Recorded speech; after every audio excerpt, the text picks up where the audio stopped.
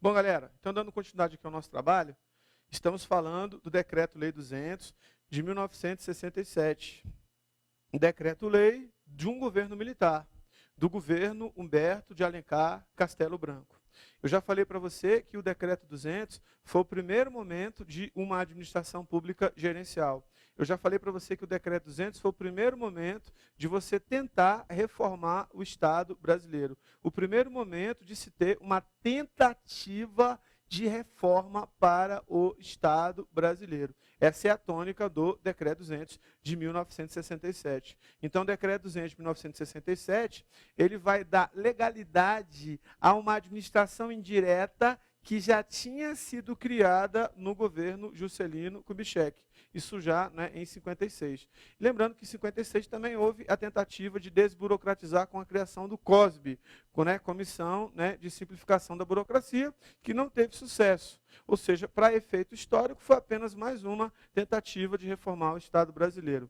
Na realidade, o Decreto 200 também é uma tentativa de reforma, mas é a tentativa de reforma mais próxima à realidade. É a tentativa de reforma que se aproxima mais da administração pública gerencial proposta pelo governo FHC, que em 95, de fato, vai representar a reforma do Estado brasileiro. Beleza? Guarda essa informação importante. Então, volta no slide. Acompanhe comigo na tela aí, ó. O Decreto-Lei 200 promoveu a transferência das atividades de produção de bens e serviços para autarquia, fundação, empresa pública e sociedade de economia mista, consagrando e racionalizando uma situação que já se delineava na prática, porque as primeiras entidades da administração indireta surgiram no governo Juscelino Kubitschek. Instituíram-se também os princípios do Decreto 200, do planejamento, o orçamento, descentralização, tudo dentro da racionalidade administrativa, e o controle dos resultados. Veja que essa descentralização, o planejamento e o controle dos resultados já se assemelha à administração indireta, dividir atividades, transferir produção de bens e serviços para a administração indireta. Fechando aqui em mim. O Decreto-Lei 200 de 1967 vai dar ampla ênfase à descentralização. Descentralização. Ampla ênfase à descentralização. Guarda essa informação, beleza? Próximo slide. Acompanhe comigo na tela. São princípios do Decreto 200 de 1967. Planejamento, coordenação, descentralização, delegação de competência e controle. Fecha aqui em mim. Se eu chegar numa sala de aula, ou mesmo perguntar para você que está vendo essa videoaula, quais são os princípios da administração pública, você vai falar assim, limpe, né? De cara, vem automático. Legalidade, impessoalidade, moralidade, publicidade, eficiência. São princípios da administração pública? São. Só que esses princípios são princípios constitucionais. São princípios que estão presentes na Constituição Federal de 1988. Esses princípios que eu estou abordando com você agora do Decreto 200, planejamento, descentralização, coordenação, delegação de competência e controle, são princípios do Decreto 200. Então, esquecendo um pouquinho o direito administrativo, que é outro contexto, se a gente pegar a administração pública, pegando o aspecto histórico, nós vamos ter 10 princípios. 5 princípios do Decreto 200, que são esses que a gente está estudando, e 5 princípios constitucionais, ou seja, 5 princípios presentes na Constituição Federal de 1988. Guarda essa informação importante. Muito importante, a Constituição Federal de 1988, ela revogou o Decreto 200 de 1967? Não.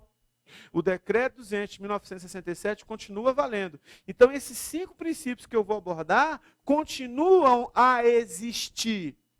Mas a pergunta é, por que o Constituinte de 88, ele não reformou o Estado brasileiro e ele não aperfeiçoou esses princípios, que são princípios gerenciais do Decreto 200? É muito simples. Na Constituição de 88, você está saindo de um governo militar. Então, se você está saindo de um governo militar, como é que você vai reformar o que o militar fez? Você esquece o que ele fez e faz tudo de novo. Esse era o contexto da época. Moral da história, o que foi feito por um governo militar, em termos de administração pública, era, para o Constituinte de 88, visto com desconfiança. O Constituinte de 1988 via com desconfiança o que foi feito por um governo militar. Essa é a verdade. Mas, mais uma vez, em termos de administração pública, pegando o sentido histórico, 10 princípios. 5 constitucionais, 5 princípios do Decreto 200. E os princípios do Decreto 200 não foram revogados. São princípios que continuam a valer. São princípios que continuam a valer. Guarda essa informação, hein? Informação importante. Beleza? Então vai para o slide lá, meu filho. Planejamento, primeiro princípio.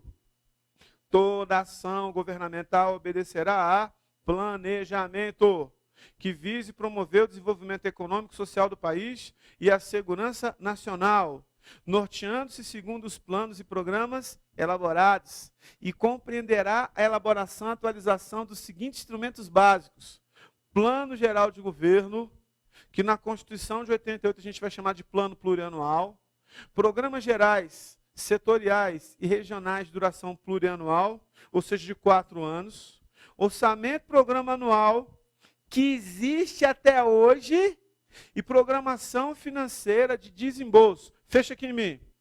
O Decreto 200 de 1967, que foi o primeiro momento de uma administração pública gerencial, que foi o primeiro momento de você ter uma reforma ou uma tentativa de reforma que mais se aproximasse da administração pública gerencial, não é, que nós tivemos a partir de 95, não, a administração pública totalmente gerencial, já falei disso, paradigma pós-burocrático, etc e tal, mas o Decreto 200 foi o primeiro momento.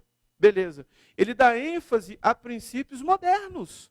Princípios modernos, até então, para uma administração burocrática. Por exemplo, esse mestre que vos fala, eu, no caso, sou professor também de orçamento público. E quando eu estou dando aula de orçamento público, eu trato de orçamento-programa. Orçamento-programa é aquele orçamento que tem ênfase em planejamento. Toda ação governamental estará baseada em programas de governo. A ênfase do orçamento-programa vai ser a programação. A ênfase do orçamento-programa vai ser o planejamento. Então, quando eu dou aula de orçamento, eu falo do orçamento-programa. O orçamento-programa, ou seja, a lei orçamentária anual, que está consagrada na Constituição, mas o estilo de orçamento, que é o orçamento-programa, que tem ênfase em planejamento, é de 67. Professor, o Decreto 200 de 1967 tem coisa boa? Claro! Daqui a pouco eu vou falar dos defeitos dele. E os defeitos do Decreto 200 fizeram com que ele não representasse uma reforma de fato, e sim apenas uma tentativa de reforma. Mas foi a tentativa de reforma que mais se aproximou da reforma gerencial que foi implementada no governo Fernando Henrique em 1995. Guarda essa informação, informação importante, informação pertinente. Beleza? Então, olha só. Plano plurianual, orçamento programa anual, programação financeira de desembolso. É você planejar quanto que você vai desembolsar de gasto público mês a mês. Programação financeira de desembolso é um instrumento também do planejamento lá do Decreto 200 de 1967. Guarda essa informação. Próximo, acompanhe comigo na tela, coordenação. A gente vê uma imagem aí de uma pessoa conversando, coordenando, né? Coordenação. As atividades da administração federal, especialmente a execução dos planos e programas de governo, serão objeto de constante, de permanente coordenação. Coordenação significa compatibilização de atividades. Coordenação significa ação coordenada. A coordenação implica que você tenha sobrecarga de trabalho. Essa coordenação vai ser exercida em todos os níveis, mediante a atuação das chefias individuais, a avaliação sistemática, realização sistemática de reuniões, com a participação das chefias subordinadas, e a instituição e funcionamento de comissões de coordenação em cada nível administrativo. Vai ter coordenação? Vai. A coordenação vai ser importante? Vai. Detalhe importante, queridos, fecha aqui em mim. A coordenação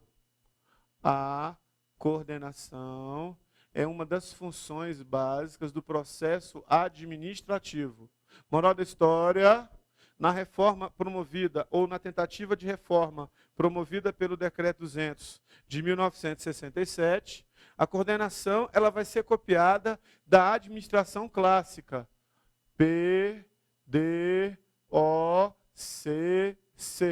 Isso aqui significa processo administrativo. Processo ou gestão administrativa. Processo ou gestão administrativa. PDOCC. Planejamento, direção, organização, coordenação, controle. Ou seja, o Decreto 200 copia a coordenação do processo administrativo, que é processo administrativo de empresa privada. Beleza? Então, a coordenação, na realidade, pegando aqui a parte da teoria geral da administração, o que ela significa? Compatibilização de atividades.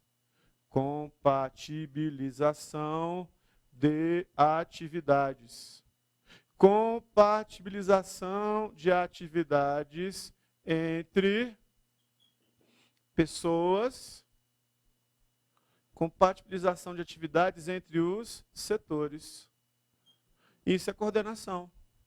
Quando a gente fala de coordenação, a gente está querendo dizer o seguinte: através da coordenação, por causa da coordenação, o que nós temos? A coordenação evita a sobrecarga de trabalho. A coordenação evita a sobrecarga de trabalho. Então, a ação do governo no Decreto 200, como um dos princípios do Decreto 200, vai ser uma ação coordenada. E isso vai evitar a sobrecarga de trabalho, vai evitar que um setor tenha atividade de mais e outro setor atividade de menos. Isso é o quê? Coordenação. Que o Decreto 200 copiou das empresas privadas, da escola clássica, por exemplo, de Fayol, ou da escola neoclássica de Drucker, Contes, Newman, tudo bem? E outros, tudo bem? Voltando no slide lá. Então, toda ação vai ser coordenada nas chefias, vai ter reunião com a participação da chefia, ou seja, vai ter comissão de coordenação. Tudo isso vai acontecer em cada nível administrativo. Em cada nível administrativo. Em cada nível administrativo vai ter essa coordenação. Próximo. No nível superior da administração, a coordenação vai ser assegurada através das reuniões ministeriais. As reuniões dos ministros de Estado, responsáveis por áreas afins, atribuição de incumbência coordenadora a um dos ministros. Atualmente, quem faz essa coordenação é a ministra-chefe da Casa Civil, atualmente, Gleice Hoffmann. Né? Funcionamento das secretarias gerais e coordenação geral dos sistemas de atividades auxiliares. Tudo bem? Então, atualmente, quem faz essa coordenação é a ministra-chefe da Casa Civil. Ministra esta, fechando aqui em mim, que foi, no governo passado, né, a Dilma Rousseff, que agora é a presidente da República. Tudo bem? Então, a nível ministerial, você também tem coordenação. Um detalhe importante, não é qualquer assunto que vai ser submetido ao presidente da República. Não é qualquer bobagem, é um assunto realmente sério, um assunto de relevância. E esses assuntos vão ser discutidos e debatidos nas coordenações, em especial com a presença da ministra-chefe da Casa Civil. Próximo slide. Acompanhe comigo na tela. Descentralização. A execução das atividades da administração federal deverá ser amplamente descentralizada. Professor, amplamente descentralizada? É, amplamente descentralizada. Essa descentralização vai acontecer em 3 níveis. Primeiro nível, dentro dos quadros da administração pública federal. distinguindo-se claramente o nível de direção e o nível de execução dentro dos quadros da administração pública federal, distinguindo-se claramente os níveis de direção e o nível de execução. Então, dentro do quadro da administração pública, você vai ter toda essa atividade descentralizada. Você vai saber exatamente quem vai planejar, quem vai dirigir e quem vai executar. Da administração federal para as unidades federadas, quando essas estiverem aparelhadas e mediante convênio, o que a gente chama na LRF de transferência voluntária.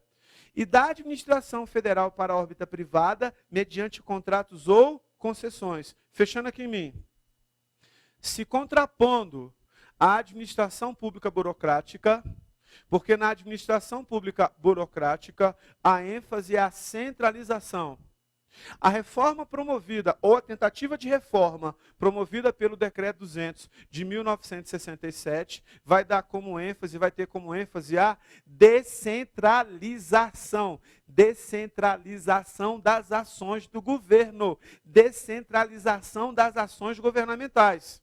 Descentralização no próprio órgão, ou seja, descentralização, sabendo quem é a chefia, quem vai executar, da esfera federal para estados e municípios mediante convênio, que segundo a lei de responsabilidade fiscal, a gente chama de transferência voluntária, e também do governo para a órbita privada, mediante contrato, mediante concessão. Tudo isso é descentralizar, é desonerar a administração de realizar todos os serviços, de desenvolver todas as atividades. Beleza? Próximo slide, acompanhe comigo na tela. Descentralização. Muito importante esse conceito. Distribuição de competência entre pessoas físicas ou jurídicas distintas, transferindo-se a atividade decisória e não a mera atividade administrativa. Ao contrário, da desconcentração, não há na descentralização relação de hierarquia ou subordinação. O que existe é um laço de vinculação, de controle de finalidade, de supervisão ministerial. Vamos mostrar aqui um esquema para você? Administração direta, fecha aqui, meu filho. Vou colocar aqui um prédiozinho. E vamos colocar aqui outros prédiozinhos, representando outras entidades, que a gente vai chamar aqui de administração indireta. Administração direta, né? Vamos supor que isso aqui é a presidência da República.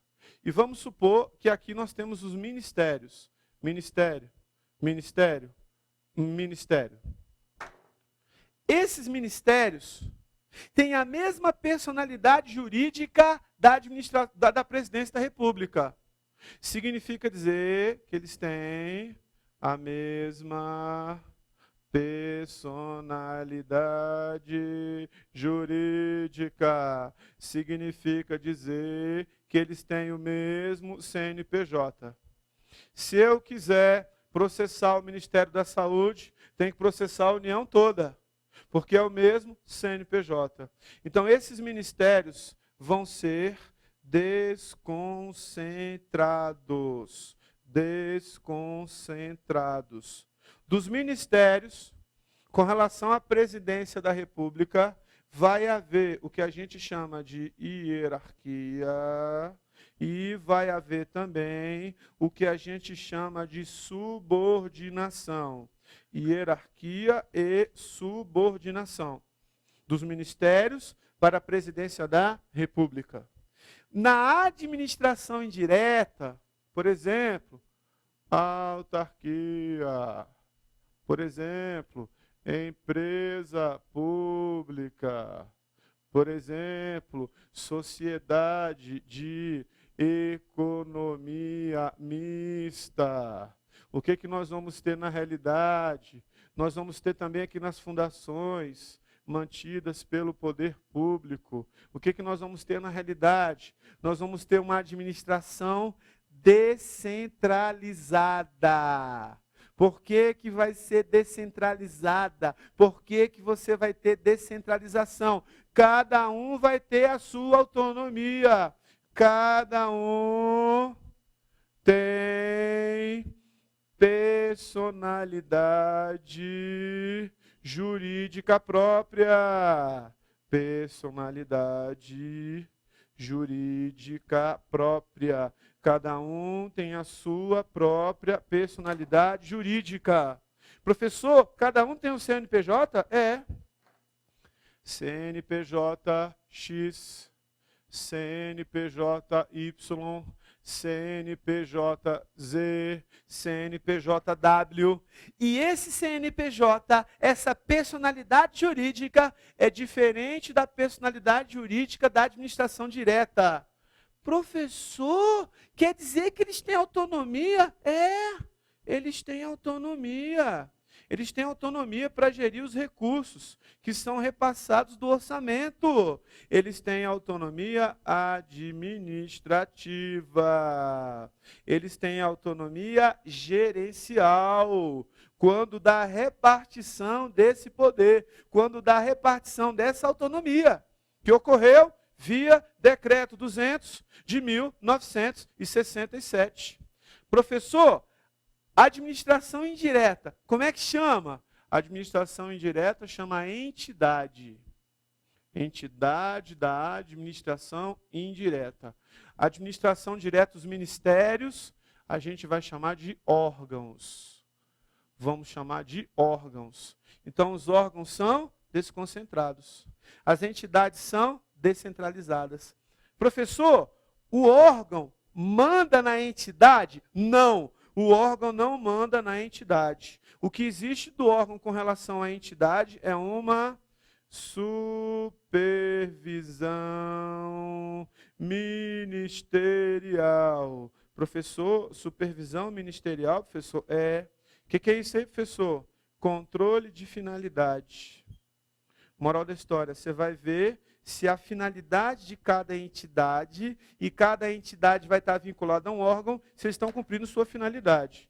Mas isso não é uma hierarquia e nem uma subordinação. É só um controle finalístico. Porque as entidades da administração indireta são descentralizadas. Quem é que definiu isso, deu forma a isso, formalizou isso em termos de decreto? Decreto-Lei 200 de 1967. Professor, o Decreto-Lei 200, quando reparte atribuições com a administração direta, ele desonera a administração indireta? Com certeza. Descentraliza funções? Com certeza. Professor, posso afirmar mais uma vez que o Decreto-Lei 200 foi o primeiro momento de uma administração pública gerencial? Posso, com certeza. Show? Cameraman, fecha aí para o pessoal ver. Fecha aí para o pessoal ver, cameraman. Está dormindo, cameraman? Está dormindo, está igual o Flamengo, né? Está dormindo igual o Flamengo, né, cameraman? Muito bem, cameraman. Show de bola, cameraman. Beleza, o pessoal ver direitinho. Show de bola. Tranquilo? Vamos para o próximo slide lá. Show, cameraman. Próximo slide, acompanhe comigo na tela. Desconcentração. Né? A professora Odete Medawar, né, para ela existe desconcentração quando atividades são distribuídas de um centro para setores periféricos ou de escalões superiores para escalões inferiores dentro da mesma entidade ou da mesma pessoa jurídica. Fecha aqui, ó. Desconcentração. Você divide, você reparte, né, atividade em setores periféricos ou órgãos, só que é dentro da mesma pessoa jurídica. Os ministérios, que são órgãos, são desconcentrados. Então, os ministérios são desconcentrados, porque são órgãos da administração pública, órgãos da administração pública federal. Não confunda desconcentração com descentralização. Não são a mesma coisa. Não são a mesma coisa. Cuidado. Volta no slide lá, filho. Muito bem, garoto. Primeira característica da desconcentração: ocorre em uma mesma pessoa jurídica. Além disso, a estrutura desconcentrada é baseada na hierarquia, é baseada na subordinação, seja entre órgãos, seja entre servidores. Fechando aqui, ó. Aqui você tem o quê? Subordinação. Ministério é subordinado à presidência da República. O ministério deve satisfação do que faz a presidência da República. Os ministros são escolhidos e retirados pelo presidente da República. Porque aqui você tem órgão, tudo bem? Órgãos da administração pública. Então aqui o pessoal é desconcentrado. Olha só, quando eu falo de descentralização, a gente pega a descentralização original do Decreto 200 e a gente fala de descentralização administrativa também. Então a gente abre esse à parte e a gente fala de desconcentração. Não que desconcentração seja um dos princípios do Decreto 200, que não é. Mas a gente fala de desconcentração já para o aluno saber diferenciar. Beleza? Tranquilo? Próximo. Acompanhe comigo na tela. Delegação de competência. A delegação será utilizada como um instrumento, uma forma, uma maneira de descentralização administrativa, com o objetivo de assegurar maior rapidez e objetividade às decisões, situando-os, né, na proximidade dos fatos, pessoas ou problemas a atender. Professor, a delegação de competência é um instrumento mais pessoal? É. Professor, a delegação de competência é um instrumento onde alguém delega, transfere uma competência para alguém. Exatamente. O que é isso? Delegação de competência. Próximo. Para quem? Para quem estiver mais próximo. É facultado ao presidente da República, aos ministros de Estado e, em geral, às autoridades da administração federal, delegar competência para a prática de atos administrativos, conforme se dispuser em regulamento. O ato de delegação indicará com precisão a autoridade delegante, a autoridade delegada e as atribuições objeto da delegação. Fecha aqui, ó. Você tem, ó, chefe, palavra feia. Subordinado. Estou usando a palavra feia aqui, mas você entende. Você sabe exatamente que um é o superior hierárquico, o outro é o inferior hierárquico. Então, estou usando porque você sabe exatamente o que é. Eu vou delegar uma competência para ele. Delegação de competência. Significa dizer que vai haver um instrumento, que é um instrumento de delegação, instrumento legal, instrumento de delegação. Nesse instrumento de delegação vai ficar claro quem é o delegante, quem está delegando aquela atribuição, vai ficar claro quem é o delegado, quem está recebendo aquela delegação. E nesse instrumento de delegação vai ficar claro também o objeto, o que está sendo delegado. O que está sendo delegado? É a admissão de pessoal? O que está sendo delegado é uma compra?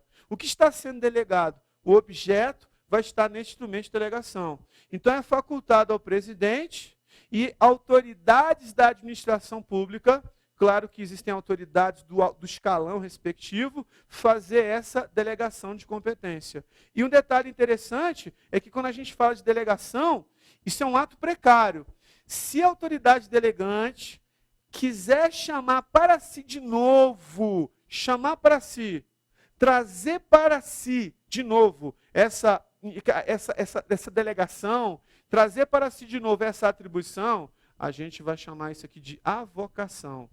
Chamar para si de novo aquela atribuição que foi anteriormente delegada de uma autoridade para outra autoridade. Tudo bem? Avocação. Tranquilo? Voltando no slide. E, finalmente, nós temos o próximo. Nós temos o controle. Controle de gastos. Mas o controle das atividades da administração federal deverá exercer em todos os níveis, em todos os órgãos.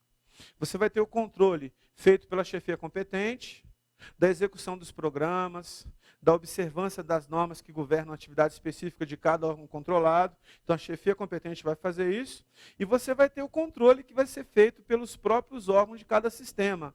Então, nós temos o sistema de controle interno e o sistema de controle externo para o exercício das atividades auxiliares. Fechando aqui em mim, quando a gente fala de controle contábil, operacional, financeiro, orçamentário e patrimonial, nós temos o controle interno que fica dentro de cada órgão e dentro de cada poder.